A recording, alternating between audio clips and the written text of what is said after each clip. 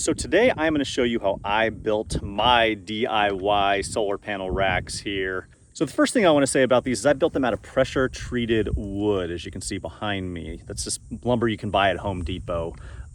But they will not last as long. I'm expecting to get about 10 to 15 years out of these. Now, a lot of professionals are going to say you should have went with metal.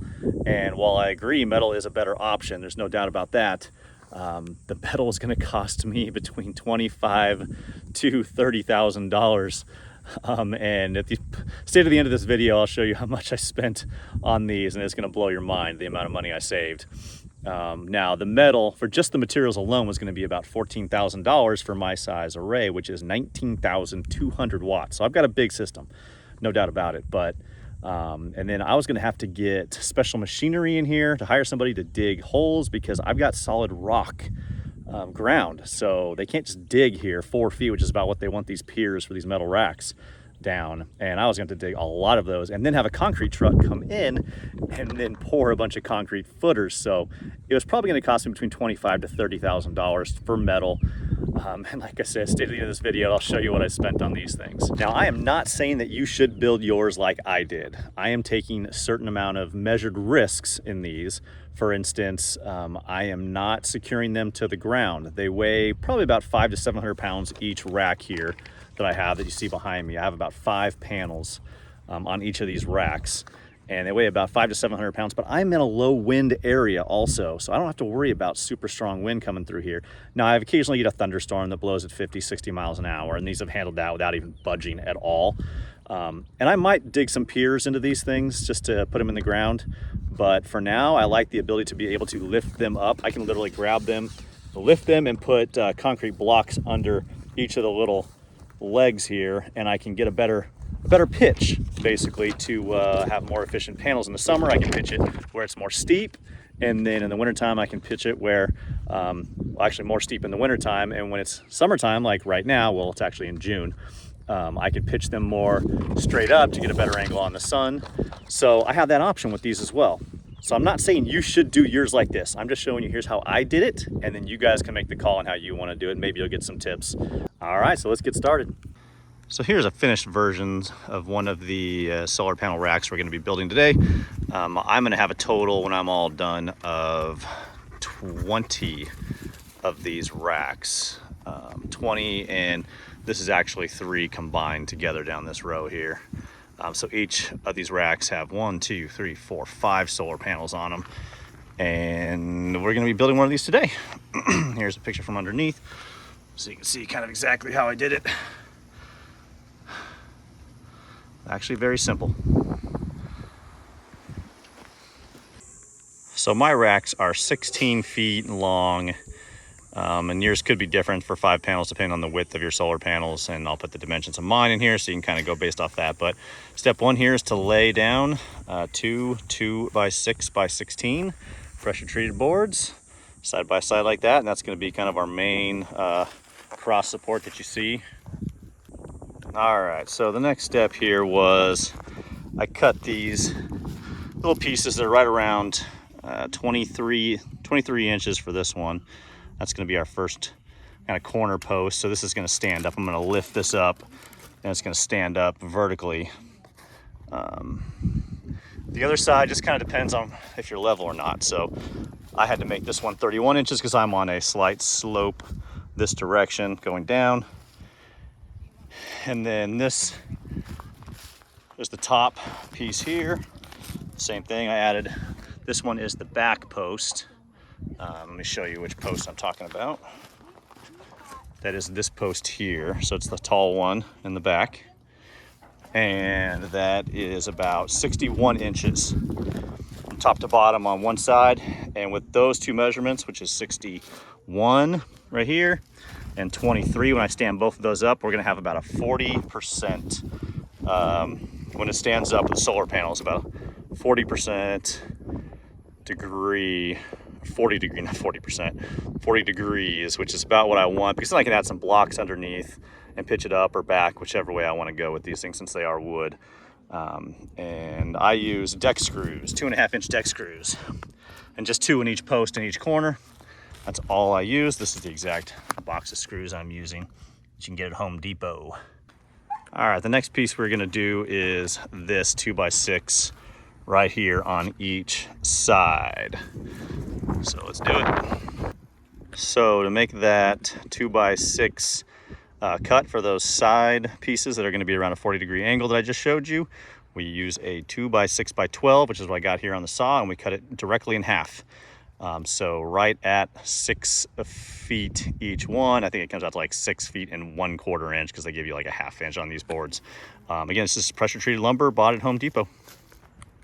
So I've got the 2x6 by 6 feet laying on the ground here. I've got the other one cut and laying on the ground right here. And now before I hook those up or put them in place, I am going to make these cuts right here, at least for the 2 outside edges. And those are 2x4 by 8 feet. I'm sorry, not 8 feet, 4 feet. So you can see every one of those are all exactly 48 inches, all the support posts. So I'm gonna cut at least the outside ones right now and get the actual frame stood up in place, at least kind of a skeleton of it, and then we'll start to re-support everything. All right, so this is the part where you're gonna want a helper to kind of stand that first front end up. And really, you only need a helper for about 10 minutes on this to hold the front and the back end up while you nail or screw some support posts into place, and then you can do the rest by yourself. I do it all the time. Now that you have that first front one up, put the front legs, these legs right here, where you'd like them in the finished position, and then double check you are level. So that is what I'm going to do right now. And I am almost dead perfect. I might adjust it just a hair, but that's pretty dang good for this purpose. Doesn't have to be exactly level. I wouldn't sweat over it. It really ain't gonna change the direction of the sun that much to make that big of a difference. All right, so I put a little support piece here. You can see a little 8-foot 2x4 with one screw in it, just kind of pinned down to help hold it up while we lift the other side into place now, which is what we're gonna do now, which is this one long, big long piece here. So let's do it. All right, so we just put this in. So I use about 3 screws. Those 2x6, 1, 2 that kind of goes into this joist here, and then 1 that goes into this backboard here. And I also added a 4-footer real quick right here to hold these legs in place from starting to wobble or drift out away on me. And then I just checked it for level across and we are good. So on to the next step of just adding supports now. And you can go ahead and even pull this little support we have right here off now, because it is now completely upheld by the 4 different posts. All right, so next step here, we're gonna put on this back support brace right here that runs the length of the 16 feet. So that's a 2x4 by 16 pressure treated. And we're also gonna do the bottom one here, right there, that runs the length of it also 16 feet.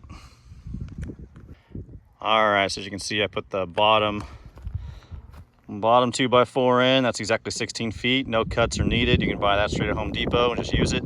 Also the one right there, that 2x4 by 16 going all the way across the front, attached with two deck screws on each side, and that's all it's gonna be.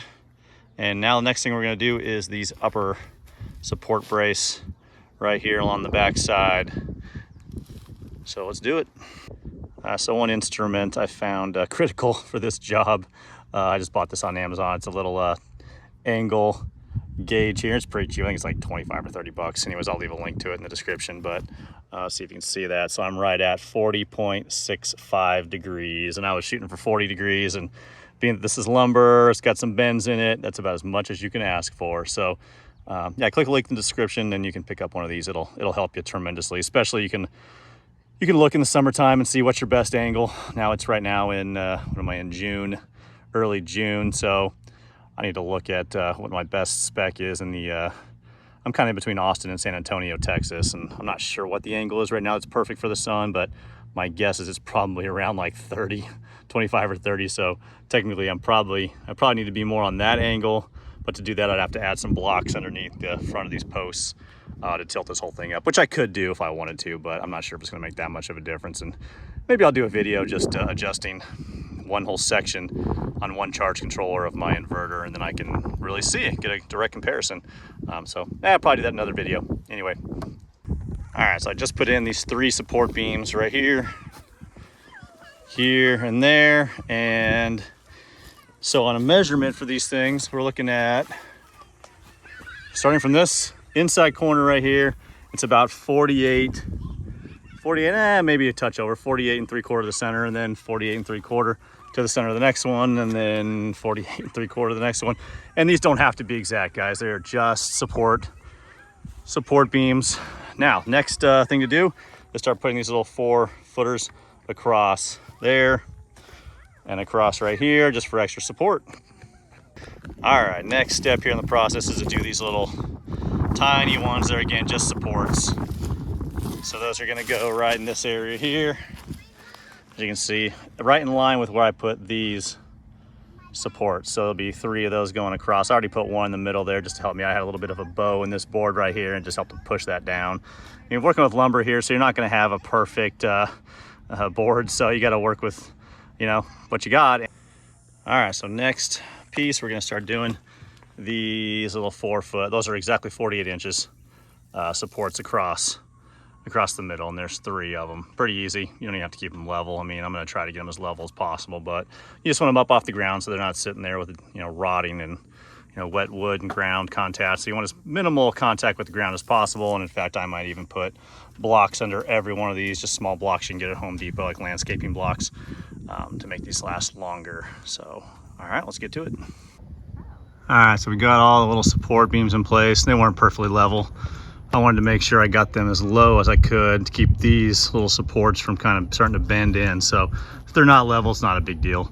Now, next thing we are going to do is the one part that's a little more challenging. So these are the support beams for the solar panels where they attach in the middle. These are 2x4s. The exact measurement I'm not quite sure of yet. I will show you as soon as I do it how I get the measurements for it. But what I do is I'll get you the measurements to how far it is from here to where it lands right in the center where your panels, you know, basically line up into the middle of that thing. But this is about a 9-inch piece of 2x4, and I cut an angle on it at 40 degrees, right? Because that's the degree that I showed you that these panels are at. So I'll put my saw on the 40-degree angle, my circular saw, and just cut it, and I'll start, well, I'll do a video on how to do this cut, so it's a little challenging, but you're gonna end up cutting 4 of these for one of these racks. So there's 1, 2, 3, and 4 for one of these racks that hold 5 of these solar panels. So here we go. All right, so for those little blocks, this is 6 to 9 inches will work. And I'm gonna set my saw here at 40 degrees. All right, then I'm gonna use this other block over here to help support it so I don't cut my hand off. So line it up with the blade.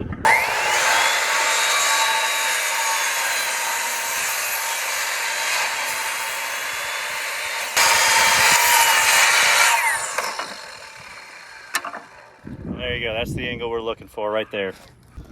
So I just added the block here, as you can see. You want the angle sloping this direction, and I start the block. You can see the edge of the block. It's about 1/2 inch to 3/4 of an inch is what I use to keep that slope aligned. Again, this isn't an exact science, guys. There might be a little bit of a gap, but this is going to help support that beam completely, holding the solar panels up. So I added 2.5 inch deck screws to hold it in place. I mean, this thing is rock solid, so it should work. And my measurement from the outside edge right here over to where I'm going to start the block here is 33.5 inches. So my 2x4 is going to lay here and go here. And in fact, I probably moved this over just a bit to get it more centered. So I just noticed I didn't do that quite right.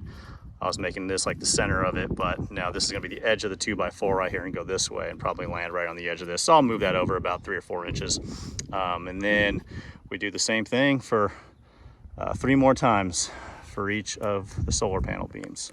So for the next step here is to put the beam that's going to hold the solar panels up from here up to there. Again, that's 33.5 from the outside edge of that board to where I'm going to start the 2x4 beam, which is the same as this right here. It's 33.5 from this outer edge to where the 2x4 is going to start right here and then sit from there to there. So the measurement from here to here, roughly to right in this area, is 64 inches. I'm gonna basically set it right here. And I am going to cut that 40-degree angle immediately on the saw, which I already did. So basically, I cut this at about, I don't know, it's probably about 6 feet, 72 inches. I just put the end at 40 degrees, and then I'll show you here how I'm going to get my perfect measurement to make that cut for it to sit in its final resting place. All right, so I cut my first solar panel support beam here. And as you can see where I cut that angle, how perfect it sits. Now imagine the solar panels are gonna lay flat right here, and they're gonna come straight down. But you see, I'm just barely gonna miss the panels banging into this, and that's what you want. If you did it too low, they're gonna bang in right here, and then they're gonna sit on top of it, and you're not gonna have support in this area of the panel. So that's why I cut this angle the way I did on both of those. And again, the measurement too, for my panels at least, now yours may be different, you're gonna have to do an estimate on that. But because of the size of my panels, from here, this outside edge to here, right to the front edge is 33.5. So I did the same line up here from this outer end to the front edge right here is 33.5. And I set this board up here. This board's at like 72 inches, so it can be too long. I just cut the angle down here first and then set it in place. As long as it's too long, you're good.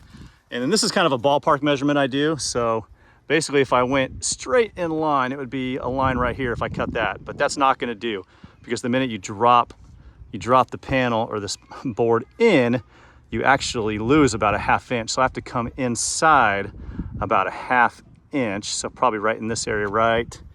Let me see what I'm looking at here. Right here is where you're gonna cut. And if I had to make an estimate, that's about 1/2 inch to 3/4 of an inch short of where it hits the beam here. And then I'll show you where that lands. All right, so I made my cut, and actually it came out about a 1/4 inch too long, so I had to take another 1/4 inch off it. But when you do this, you'll get a feel for it. It's not an exact science, but it fits perfect now. So I'm gonna put 2 deck screws through the back over here, put another couple deck screws right through the top right here, and that's it. And we're done with this thing. And then we'll move on to the exact same thing 3 more times. Now, based on where your measurements are on your solar panels, yours will be different than mine. So you just have to feel that out when you do it. All right, so this is the finished look. All of these are solar panel supports are now in place. Now all we gotta do is paint it, and I can start throwing solar panels up there and start wiring it. And this whole rack took me about, I started at about 9:30 this morning, and I'm done right now at noon. So it took me about, what's that, 2.5 hours. It'll take me another hour to paint it. So 3.5 hours, and this thing's done. So just got the rack all painted and putting up the first solar panel. So what I do is I put a little 2x4 just to so I can set the panel up here, and then it just bumps into this, and I'll just pull this off. Just got one little deck screw in it. And there's my security team right there. So once I do that, I drill in use these brackets, which I will link to on Amazon. Very inexpensive, but they've worked great. I also use these roofing screws, 1-inch roofing screws. They have these little rubber grommet. And when I first did these, I wasn't using these rubber grommets. And if you tighten them too tight, I actually used other cheaper screws. And if you tighten them too tight, they'd snap the head off. These, that doesn't happen because they have the little rubber washer that kind of sandwiches it. So I'm using those. I'll link to those. Also, I use 2 different ones. I use one that are self-tapping, like self-tapper. You can see the self-tapping end there. And I use that for the portion that goes, so you can see the brackets. I put 2 brackets, one towards the top up there, right there. And I use one down here. And basically I just count the squares here. I go 1, 2, 3. So I'll run my first one in 3. And then the next panel I'll do it 4, so the brackets can kind of go side by side. But as you can see, I use the self-tapping ones here because they're going through the metal, the aluminum on the panel there. And I also pre-drill the holes through the metal. I do not pre-drill these, and I use a different screw for that. Very similar concept, but pointed tip. So for this right here, I use a pointed tip screw. Let me see if I can zoom in on that a little closer, because that doesn't have to go through metal. So I'll just go in these these holes there, and I'll show you the drill bit I used to pre-drill the metal. And God, you know what, I didn't even get the size on this, but if I just kind of compare it to the size of the screw, it's about half the size of the screw, I would say, in thickness, and that works just great to help get it started. I really don't even probably need this. I could self-tap it right through the aluminum, but I find it so much easier to pre-drill first with that little hole, and then these go in a lot easier.